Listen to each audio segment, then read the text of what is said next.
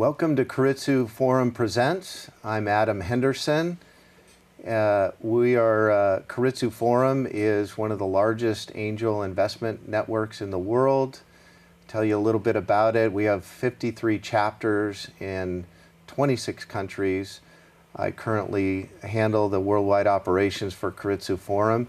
And today in our program, we're very proud to have a presenting company and a wonderful company and its CEO here. I'd like to welcome you and welcome Heather Siddick, CEO of Relola. Welcome, Heather. Thanks, Adam. It's so nice to be here. Well, thank you for being here. So we're going to talk about a very interesting topic for everybody in the world, including our children.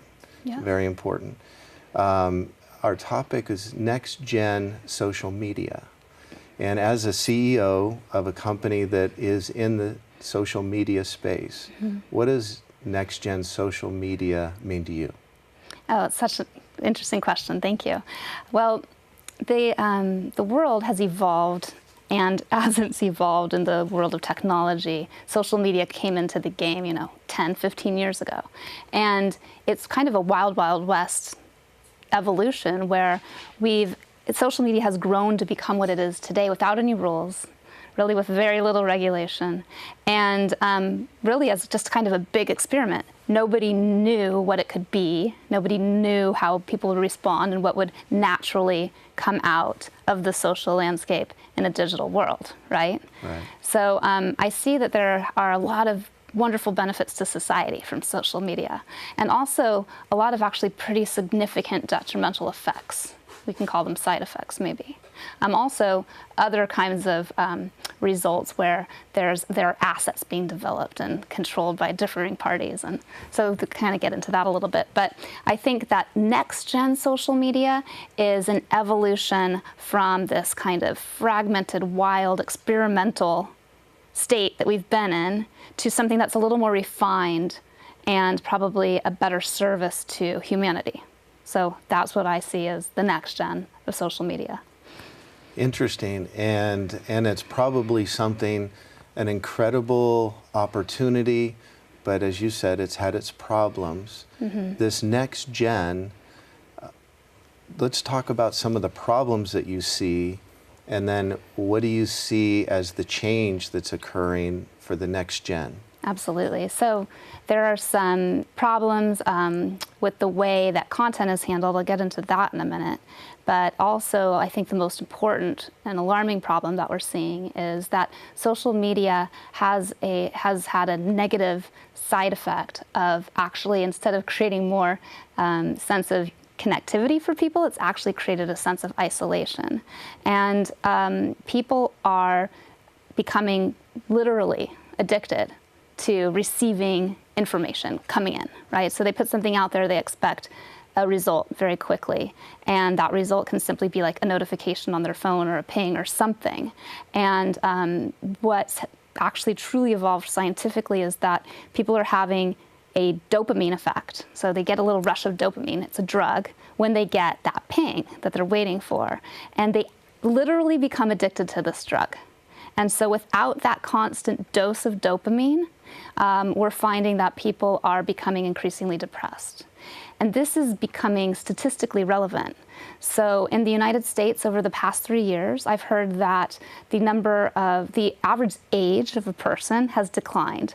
And this is the only time in the history of, a first world country with developing medical, things that keep us alive longer, right, that we've seen a decline in the average life expectancy. The only other time this happened in the United States was like during World War I, because all of these young soldiers were getting killed.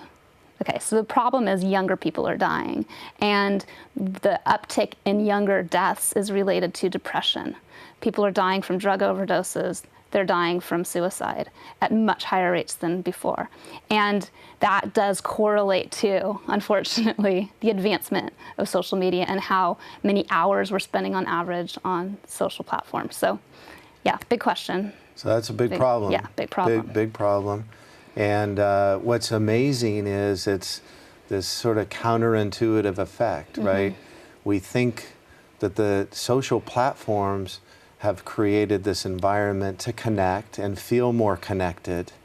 But in fact, what's happening is we become addicted to that connection part. Right. And also this sort of immediate gratification, this idea that when you send a note out or an email or a picture, you want somebody to like it. Yeah. And if nothing comes in, you feel like nobody liked it. Right. Maybe it doesn't mean that, but it puts us in, and particularly the younger people, in this difficult position of dealing with that social media that way. And as you said, it's these trends and things. There is correlations to this problem. What do you think going forward? And not to mention, of course, the whole grown-up environment of politics. Oh, yes. And everything else in Yes. social media. Maybe talk about that. Let's call it a truth. Can you talk about that? Certainly. So I think the first thing that we're talking about is, how younger generations are becoming, feeling isolated, depressed, maybe less connected as a result of using social media. The other thing that's happening, as you mentioned, is that information is coming at us in a way that is programmed. So, for example, organizations are able to buy their way in front of an audience. And so these social platforms, all of them, they are all operating pretty much in the same way. So when I say Facebook, I could also be saying LinkedIn or Twitter or Snapchat, any of them.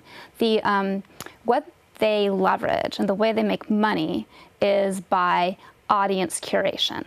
And they sell access to an audience, to some organization that wants to get in front of that audience. So that organization could be a retail company, it could be a nonprofit, it could be a political party. In all of these cases, what's happening is people are getting information in front of them in their own private social feeds they feel private, but they aren't, from organizations that want their attention. And I think that there's been a big sense of somewhat like a little bit of a sense of betrayal, right? Because you built up this relationship with a group of people that you want to be informed by and share information with on social. And as we've evolved, these companies have come in and said, oh, guess what? You're an asset. We're going to sell literally your own space on this platform to people who want to get in front of you. What's happened is that there's this sense of distrust, and that people are feeling like their profiles aren't safe, they're not protected. As a mother, I don't let my children have any kind of online social presence where somebody can actually get in front of them with a message that I don't have access to or know about. So I think that's a big problem. It's one of those that's not really necessarily a side effect. It's actually a really great business strategy, and it's making these companies a ton of money. Right. But ultimately, that's turning a little bit because people are now wary. And we've seen that this year. There's been a lot of conversation around this topic.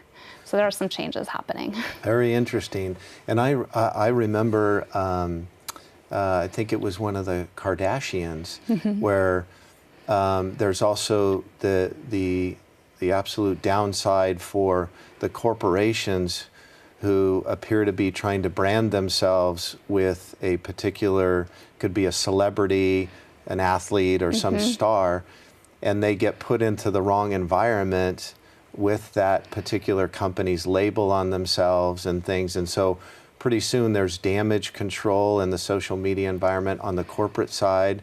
So talk a little bit about that, and even companies who actually are paying to have these social media things out there, and the potential downside risk for them. Certainly. So what we were just talking about is how the platforms are leveraging an audience and selling access to that audience to a variety of types of organizations. So one of the things they've done to overcome that issue is to really tighten up access. So if I'm an organization and I put out a post that I think is going to reach my audience, let's say I have 1 million followers. If I think my post is going to end up in front of 1 million followers, I'm wrong. The platforms are limiting that reach to like only 2% of those followers. And in order for that organization to reach the remaining 98%, they have to pay. So they pay this social platform. Well, the problem here is if I'm following something and they don't want to pay, there's 98% chance I'm not going to see the Right. thing that I want to learn about. So Right. maybe this is a nonprofit. Okay, let's just say there's some organization out there that wants to save the elephants. Right. And if they want to reach me, Right. they have to pay. So now that's not good. Right. Because I'd rather that money go to save the elephants than to reach me, somebody who's been following them, thinking that I'm getting informed by this organization at no cost. Now, by following a nonprofit that I care about, I'm actually costing them potentially money. This isn't really a great result. So these Wow. are some of the challenges that are, these things evolve, but Right. there's a way to fix them as well. Wow. So I think you're going to see next gen social media Yeah. solving that type of problem. So let's get there. I think we're setting the table for what is kind of the current, I mean, it's a long problem. Yeah. So we have it all the way from the component of the kids and actually the physical results of social media, of which we're assumably connecting, but it's really causing more of a disconnect. Yeah, and there's Yeah. one point that I failed to make earlier on that topic Sure. that I think is important. One of the things that this sense of disconnection has created is an idea that you can put anything out there, right? Right. Because you can say anything, you're disconnected. Right. Is somebody going to really respond to that or not? Who knows? And there has been an increase in bullying on social platforms, Right, right. and especially with younger people. And the results have been, in some cases, catastrophic. Right. There's also these strange trends towards challenges like light yourself on fire, kind of weird stuff, right? Right. And this is happening because of this sense of disconnection. But the reality is the results are devastating in some cases. And so the emotional impact is huge. And at the Right. same time, this dissociative aspect is enabling that kind Right. of activity. So I'm sorry, I just wanted to point out, No, to me, this is it's a great point. A great point, because that's a whole leg of the problem, and then continuing that out and back to your points on the corporate and the followers, and really the idea that I think as a population and as we're learning about social media and actually how it functions, we're losing the truth, right? So we know these companies are actually paying certain people to actually use or wear their brands. yes. And so would they otherwise be using or wearing those brands without getting compensated for it? And it seems like the world, and even I'd say the next gen, is in an odd way is also all about this truth. And so this advertising platform, it seems, is going to ultimately erode itself. Yeah. Because there's no truth in it. Right. And in this world today, between politics and media and things, we're all trying to find a truth. So maybe you can address that a bit for us. Yes, that is a really interesting thing we've watched evolve in less than 10 years. So what we've seen is there's traditional advertising. You watch Mad Men, not much has changed since, Right, over the right. past 50 years. But now it is changing, and it's changing fast. So we used to, rely on branded advertisements. Somebody, whatever you're used to, like the Coke is it kind of ad, and a clever slogan, and an image that's recurring, and some kind of archetypal theme. Right. That was pretty much all advertising has been for decades. And these ads were showing up on social media. Entities were paying to get the ads in front of people. But what's happening is people stopped clicking on the ads. They're not just on social media, they're on all kinds of digital,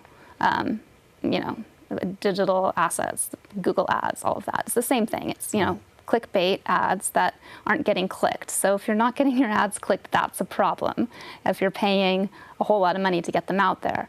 So there was this sort of idea that, if we make it something that's more relevant, more interesting, like an influencer, someone people admire using our product, Right. maybe they'll click on it more. So there's this trend towards what's called influencer marketing.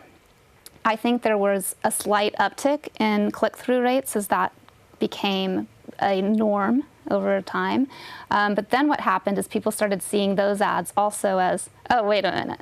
Yeah, that person's just getting paid to hold this beverage or whatever Right, it is. right. And I know that's really just another ad that's no different than the ones before. Right. That influencer doesn't really love whatever the product is. They're just getting paid. Now, there has actually been in the past year, on Instagram, you'll see this is paid for, this is a paid promotion, like on an influencer kind of ad. Right. So what people want is something that's genuine. Yeah. And they want it so badly, Yeah. you know? They want it in every kind of way, and even a relationship in a digital world isn't genuine. And you see Right. this in the dating apps. Like, Yeah. it's not just social Right. media, but it's in these other ways we're trying to connect, but it's in like, there are 1,000 more potential dates for you, so why connect with this one? Right. Right? Well, right. eventually you're going to connect with no one ever, because it's just infinite. It's an infinite sea of stuff. Oh my So I gosh. think that the authentic and the genuine is what we're yearning for, Right. and it's what people will respond to. So I think Yeah. you're going to see in next-gen social media a trend towards leveraging the genuine. So that's great. So that a perfect transition here, because social media and next gen, how can we get more authentic? Mm-hmm. How can we be more organic? And can you talk about that? I think so. Okay. Well, we created Relola to address some of these Right. problems. So we're pretty deep into it. And Relola is Yeah. your company. Relola is the company that I founded. And this is cool. So because we've had these big issues, Mm-hmm. and you've created this company, and you have this vision in mind that's Yes. next gen, and it's authentic and it's organic. It is. Okay, let's Yeah. hear it. Yeah, I hope Love it's also that. safe. Safe. Right? It won't That's kill you. Wonderful. That's key. That's good. Well, the things that we're solving are the problems we've discussed. And if we want to talk about kind of just the commercial one, we'll start there. The idea that an entity builds an audience and invests in that, and that the social platform that they built it on is now leveraging that audience.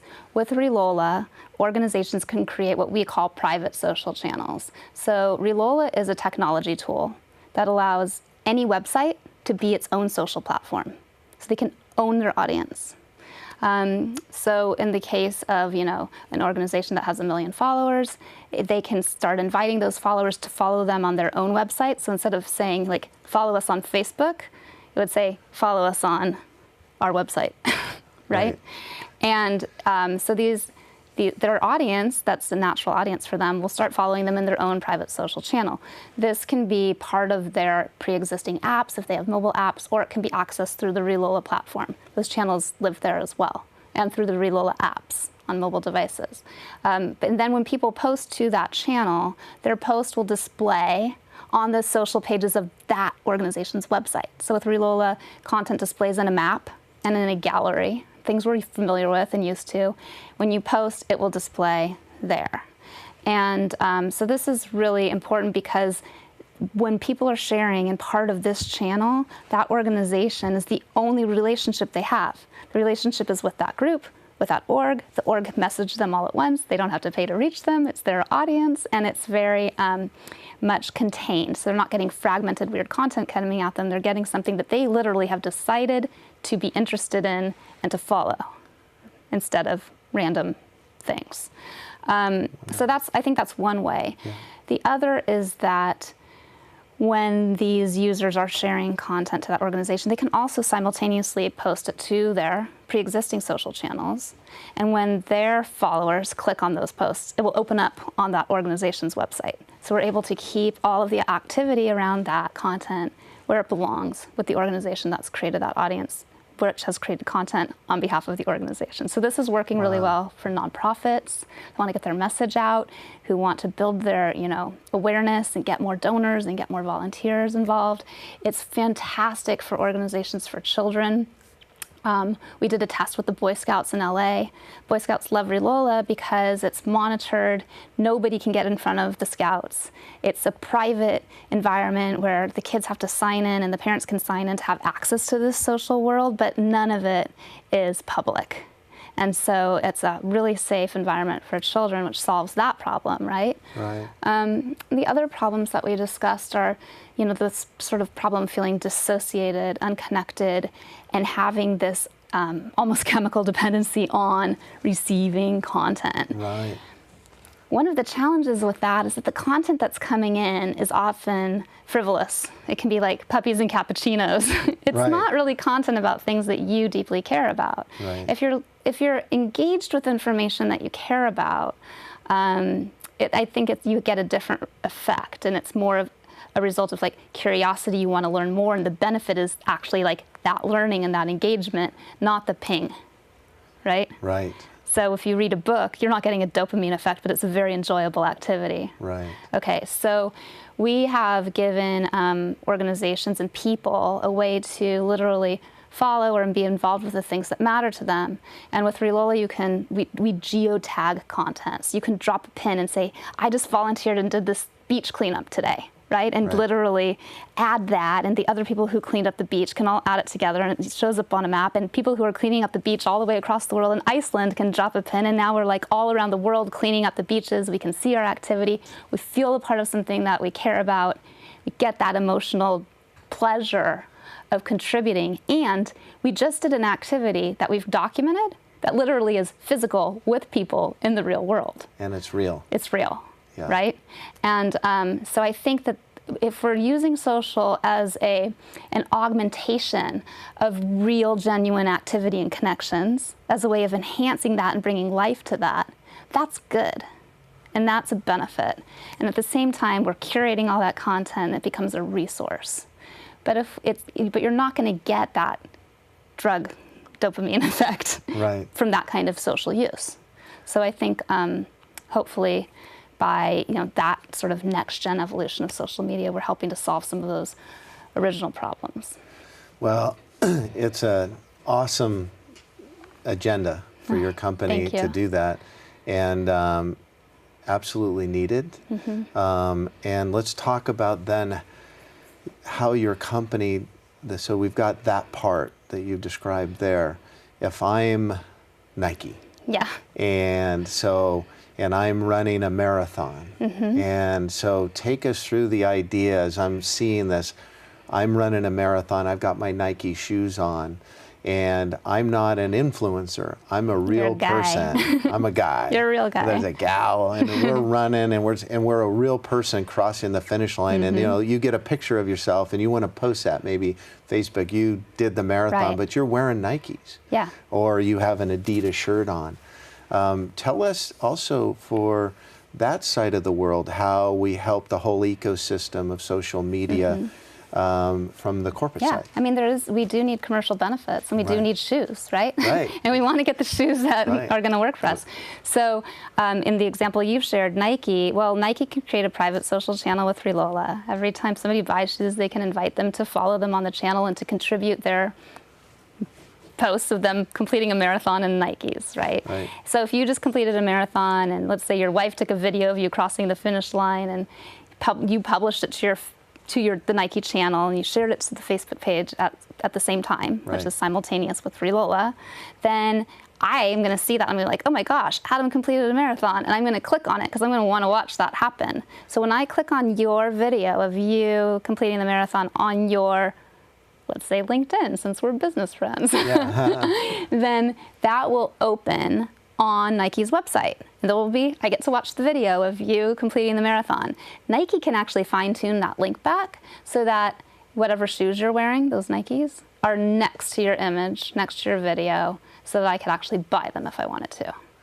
And then Nike can send me a discount card. There you go. Right, for No. Well, okay, so that's a slippery slope. Oh, so yeah, okay. actually, Nike can send you discounts Nike could do that if they wanted to. I wouldn't recommend it. I would recommend instead that Nike offers special exclusive opportunities and promotions to people who are following their channel right? Right. And maybe if you know, post X number of times per year, then something.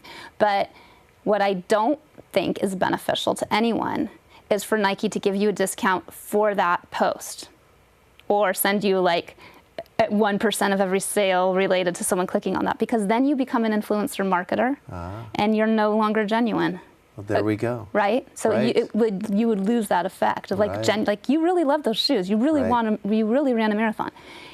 One of the things that I think about is like, if you saw an ad on Facebook of some person standing in front of a house with some keys saying like, I just bought this new house, right? Yeah.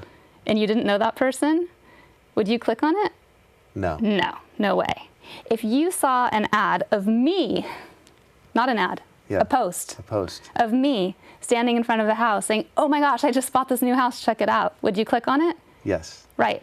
Yeah. Because you care, because Right. it's real. Right. And I really did buy the house. And you did it. It's organic. It's truthful. Right. And so Right. I think that is just a simple demonstration of exact same image-ish thing, but totally different result. That well said. And so we're unfortunately we're starting to run out of time. And this has been incredible. I appreciate the time that you have spent with us. Just briefly, where are you with your company? I know you've been in expanded growth, and even through the Keiretsu Forum family, you've been to Tokyo. Yes. You've raised money all over the world through our Korean chapter. You've been globally and been rewarded. And so tell us briefly where you're at, and then. Oh, great. Yeah, Keiretsu has been, by the way, amazing. This is genuine content. Yeah. Thank you. Nobody's paying me to say this. We have really had a fantastic experience and gained a lot of relationships that are valuable. We are currently raising our A round. We're expecting that to close Q1 of 2019. And the company has a pipeline of business that's pretty astronomical globally. So we'll be growing tremendously over the next year. And we're looking forward to really providing a resource for the world. Well, thank you. And we've watched your leadership, and as a woman CEO, and you've done an incredible job. And so we're rooting for you, and we're happy you're solving a social media problem, and you're a part of the next gen solution in social media. Thanks, Adam. And we would like to thank all of you for joining our program. And you can go to keiretsuforum.com and see other videos. You can also catch us on YouTube. And we look forward to having you again. Thank you for staying with us and learning about next gen social media. Thank you again, Heather.